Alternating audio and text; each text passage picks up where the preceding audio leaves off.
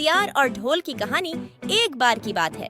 एक जंगल के पास दो राजाओं के बीच भयंकर युद्ध हुआ था। इस युद्ध में एक राजा की हार हुई और एक राजा की जीत हुई। इस युद्ध की समाप्ति के बाद दोनों सेनाएं अपने अपने नगर को लौट गईं। लेकिन सेना का एक ढोल जिसे सेना के साथ गए चारण और भांड रात में शौर्य की गाथा सुनाते हुए बजाया करते थे, वह गलती से पीछे जंगल में ही रह गया। युद्ध के कुछ दिनों बाद एक दिन जोर का तूफान आया और तूफान के जोर से ढोल हवा के झोंकों से इधर उधर लौटता हुआ एक बड़े सूखे पेड़ के नीचे स्थिर हो गया। जब उस पेड़ की सूखी डालियां तेज हवा के कारण बार बार ढोल से टकराती तो दूर दूर तक ढोल की आवाज बार बार सुनाई देती। जंगल का वह इलाका एक सियार का था जो अक्सर उस जगह पर गश्त लगता रहता था।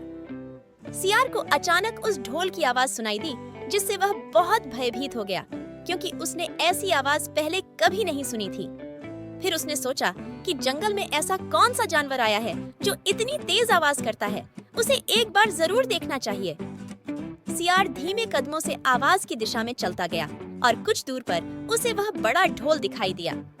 ढोल देखते ही वह तुरंत एक पेड़ के पीछे छिप गया और सोचने लगा कि ऐसा जानवर पहले तो कभी नहीं देखा। क्या इस जानवर के चार पैर हैं या यह जानवर हवा में उड़ता है? सियार डर के मारे वहां से भागने ही वाला था कि उसके मन में एक विचार कौंध गया। बिना किसी बात की गहराई में जाए डर के भाग जाना उचित नहीं है। मुझे इस अजीब प्राणी के पास जाकर पता लगाना चाहिए कि यह वास्तव में कितना खतरनाक है। सियार एक छोटी सी झाड़ी के पीछे बैठकर ढोल को ध्यान से देख रहा होता है। तभी एक गिलहरी उस पेड़ से ढोल पर कूद जाती है, जिससे ढोल से धीमी डम ध्वनि पैदा होती है। वह गिलहरी उस ढोल पर बैठी दाना कुतर रही होती है।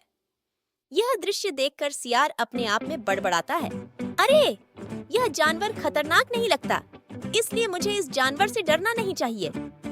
सियार धीरे धीरे ढोल के पास पहुंचा और उसे सूंघने लगा।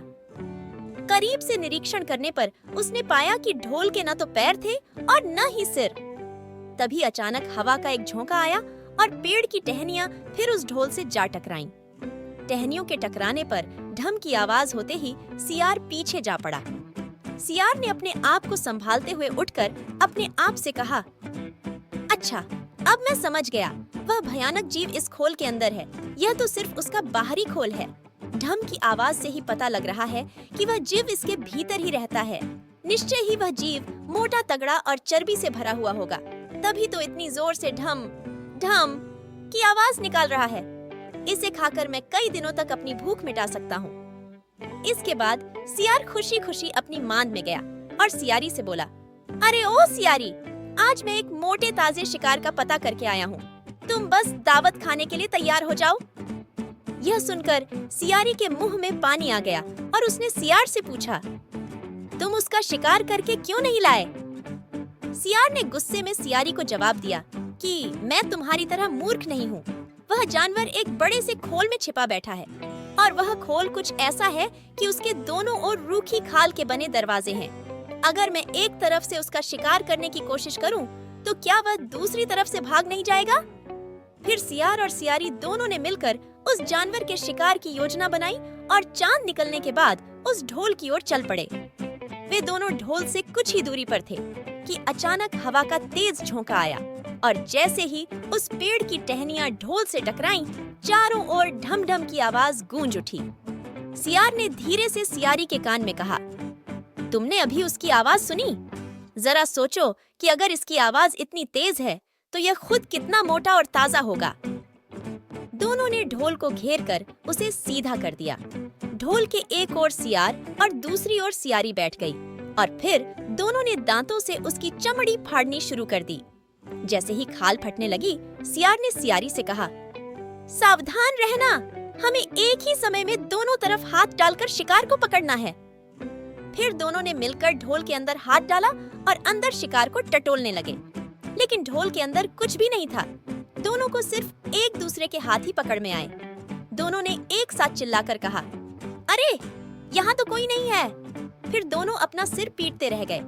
कहानी का भाव, जैसे ढोल बाहर से बहुत बड़ा और भीतर से खोखला था, उसी प्रकार जो लोग अपने मुंह से अपनी बढ़ चढ़कर बड़ाई करते हैं और अपनी डींग हाँकते हैं, वे वास्तव में ढोल की तरह खोखले होते हैं। इसलिए किसी के बाहरी आवरण और रूप रंग से प्रभावित नहीं होना चाहिए। किसी भी व्यक्ति या वस्तु का वास्तविक ज्ञान उसे अच्छी तरह से परखने के बाद ही पता चलता है।